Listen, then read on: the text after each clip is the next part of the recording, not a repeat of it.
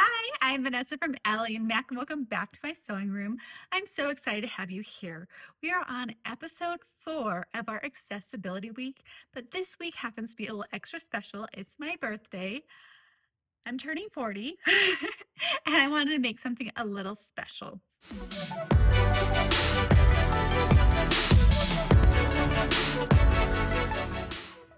So 40 is a big one.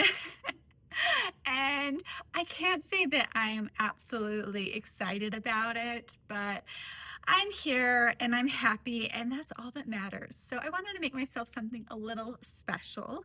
And so I got right into my vintage fabric, and there's this beautiful 90s fabric that I've been putting off. Now, I was going to just do a regular wrapped skirt, but with all the beautiful styles, I don't know if it's because of the Bridgerton series or if it's because Wuthering Heights, but today I see the promotions for Wuthering Heights with those beautiful pleats. I was very, very inspired. I took this 90s fabric and I made a pleated wrapped skirt. Now, with this being the accessibility series, I love to have wrapped skirts.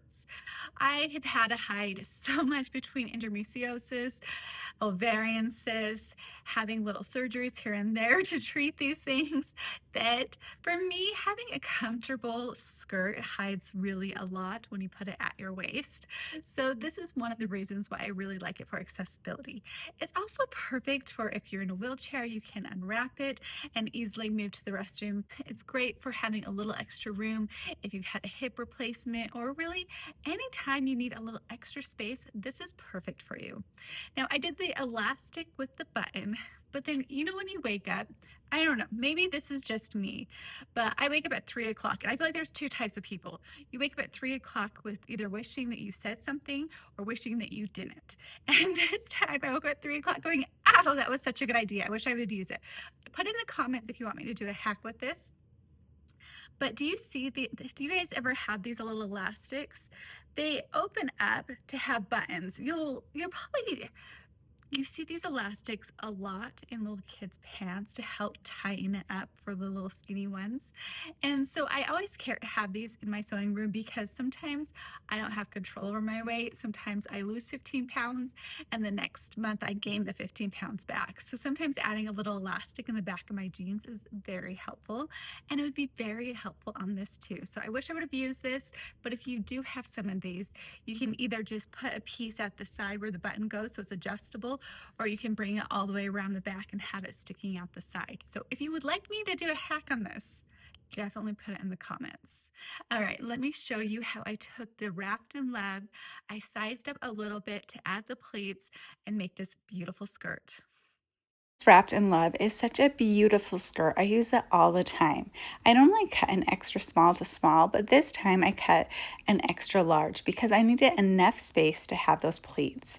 So this is double what my waist measurement is, and since it's already gathered, I didn't have to go up too many sizes in order to get that. If you'd rather just have the gathered skirt, I do suggest adding a little bit, going up just a couple more sizes, just so it has that a little bit more coverage on the front where it crosses over, because I think that makes it a little more comfortable. With the Wrapped in Love, you're actually sewing down to have it closed, and we need this to be able to fully open. So the back is cut on fold, and then the front is cut mirrored at this longer edge. So that you want to make sure that this is going to wrap all the way around your body on the inside. And I changed my pleats, so instead of having the pleats on the inside wrap go all the way around, making it shorter, I only did a few pleats. So if you were to do gather, I'll show you that here in a minute on how far you need to gather in order to have this skirt give you the full coverage.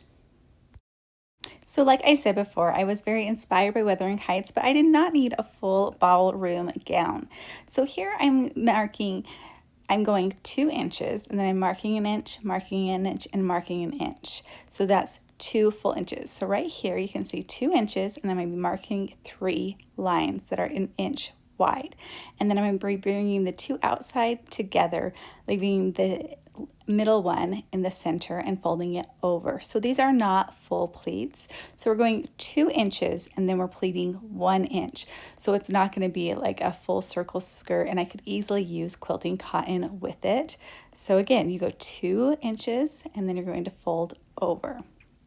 Now this is the front inside corner, so I'm lining it up with the seam allowance, so it's 2 inches, and then I'm going to only do 2 pleats in the side that's wrapping under. So this way I can make sure that it's going to go completely to my other hip. And then you're going to just be folding it over, and this is the right side of the fabric. And so with every inch that you go and you tuck it in, you're losing 2 inches. So I'm going 2 inches and then I'm taking away 2 inches. And so that's why I needed to double my waist measurements, was to make sure that I had enough space in order to go back and forth. So this is what it should look like with those pleats. So you go 2 inches and then you fold a 1 inch pleat. You can baste or just stitch closed all these pleats. I did iron them in. So once I clipped them and I got everything the way I wanted to, I went over to the iron and really set the creases so I could easily sew it together. So here's the back of the skirt with all those pleats in. I'm just going to be adding each side panel, and then I can sew down the side seam. So here I'm just clipping it together, make sure that it's going even, and then you're going to be taking it back over to the sewing machine. So you may notice how I have it serged along the edges. So I've already done that. If you would like, if you don't have a serger, you can easily do a French seam here, or you could just clip these with pinking shears. And then this is a 3/8 seam allowance on the original pattern. So that's why I'm just sewing here down the side of both of these skirts.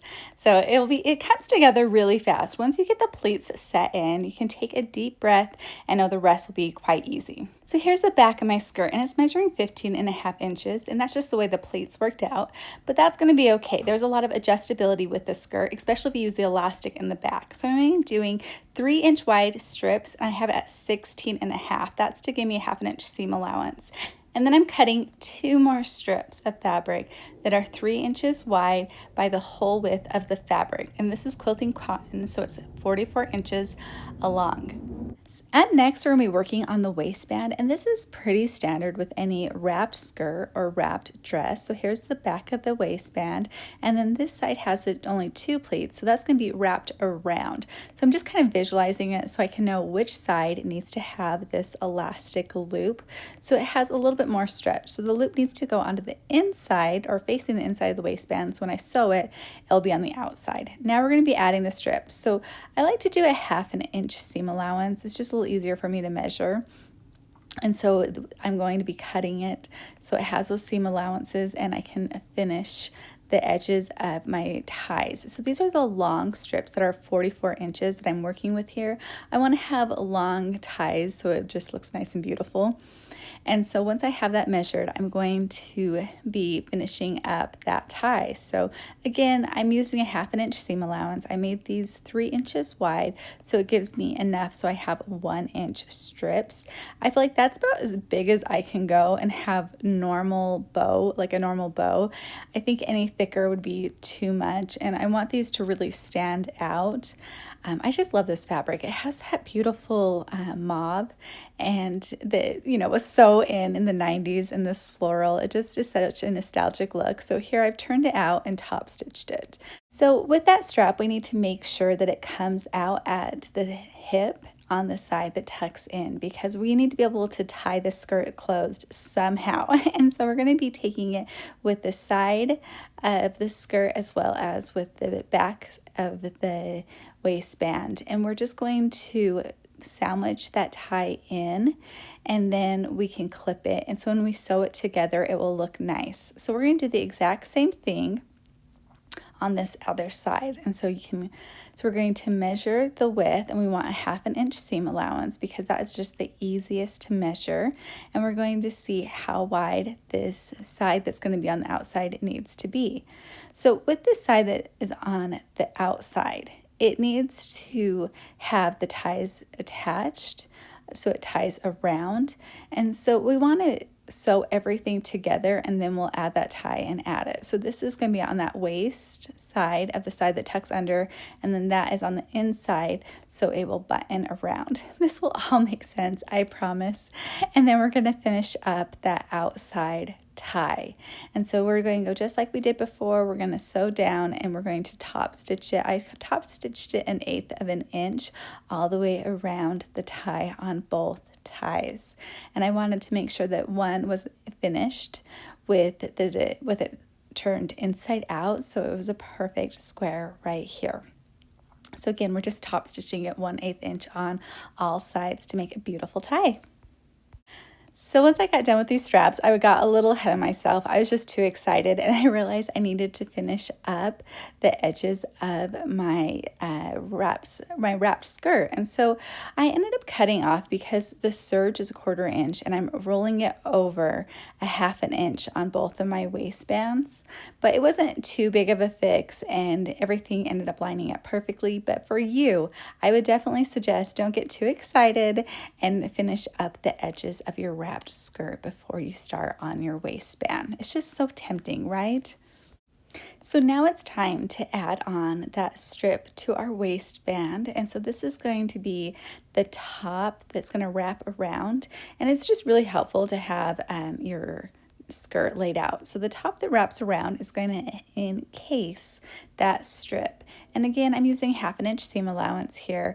And then here is the side that is going to be having the button. So this one doesn't have anything in the side. I'm just closing it just straight down, and then I can add it onto my skirt. So here's my finish. So that's the side that's going to have the button, and it's going to fit perfectly with my finished edges. So, you know, it looks confusing, but I think when you see it right here, you can kind of see exactly what we're going for. And so we're going to make sure that our seams are lined up with the waistband as well as the skirt. So this is the inside wrap skirt with 2 pleats instead of all the way across. And this one we really do want to have wrapped around fully. Now the back, with all those beautiful pleats, it's going to have that elastic, and you can see here, and we want that elastic to be facing the inside of our body, not on the outside of the skirt. So just make sure you keep your references here.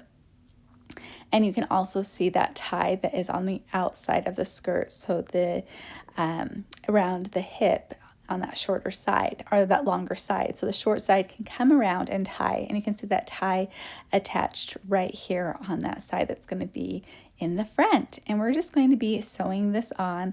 And again, because I measured this 3 inches wide and I want this whole waistband to be 1 inch, I'm doing that 1/2 inch seam allowance here. Now, if you don't have a serger, you could easily just fold this over, so sew on a side and almost do like a binding on it, or bias tape, where you wrap it around and then you top stitch it on. So this is definitely one that, again, it is sewing machine friendly if you have pinking shears or if you know how to do French seams. And then right here, there's an easy fix in order for it to be sewed and have all those beautiful finished edges that woven garments are known for. And then I serged the edges. Now here I rolled hem to the bottom, and I just did a tight rolled hem like I did on the outside. But again, this is really long, and so if you need this for mobility, I would definitely choose a shorter option, maybe at T length or even at your knees, just so you have the ability to get up the stairs. Guess how I found that out? I was definitely holding this up when I was trying to get up the stairs from my sewing room. So keep that in mind.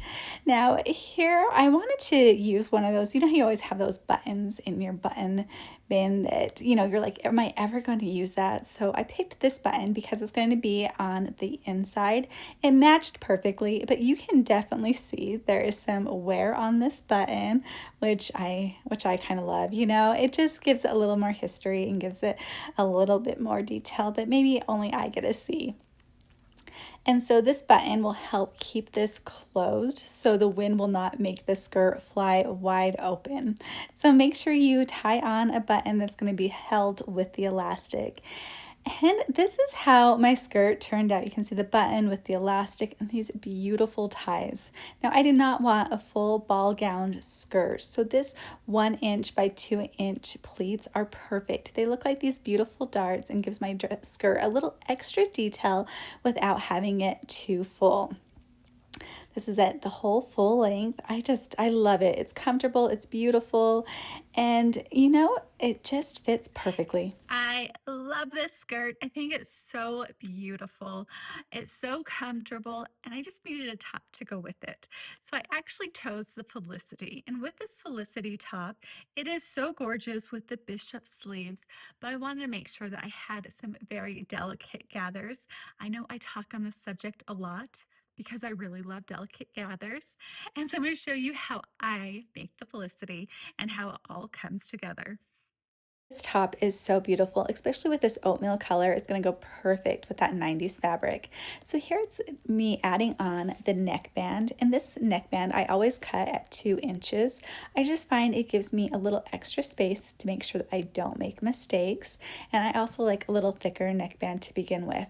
So here's what it looks like with the neckband. And now it's going to be time to close up the sides. Now this Felicity has amazing shape. It's definitely going to look perfect under this full skirt, and it's not going to be too bulky. Now it's time to add on those sleeves. So my shirt is going to go back to inside out, and these are the delicate gathers I'm looking for at the wrist as well as at the shoulder.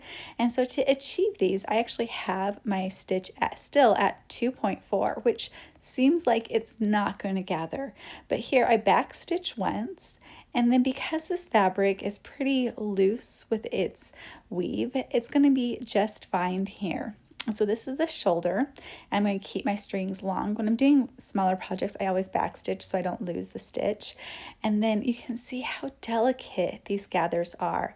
If this makes you nervous being at a 2.4, you can bring it up to a 3, but sometimes I feel like a 5 is just a little too much. Now here I'm sewing down these beautiful bishop sleeves with my serger.